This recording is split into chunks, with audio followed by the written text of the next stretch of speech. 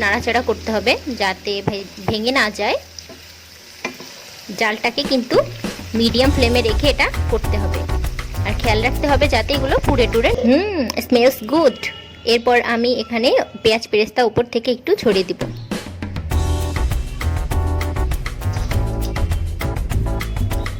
তারপরে আবার একটু ঢাকা চাপা দিয়ে রাখবো যতক্ষণ না পর্যন্ত আমার পুরোটা একটু ঠান্ডা ঠান্ডা হয়ে যায়। তারপরে সার্ভ করে নেব।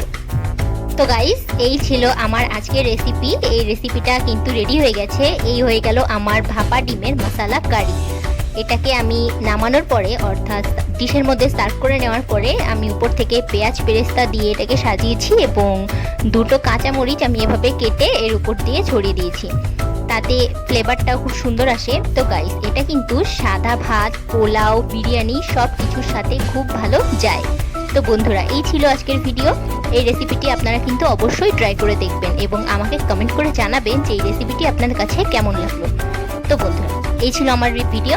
আমার ভিডিওটি ভালো লেগে থাকলে আমার চ্যানেলটিকে সাবস্ক্রাইব করে দিবেন এবং পাশে থাকা বেল আইকনটিকে প্রেস করে দিবেন, যাতে আমি কোনো ভিডিও ছাড়লে সেটা খুব তাড়াতাড়ি আপনাদের কাছে পৌঁছে যায়।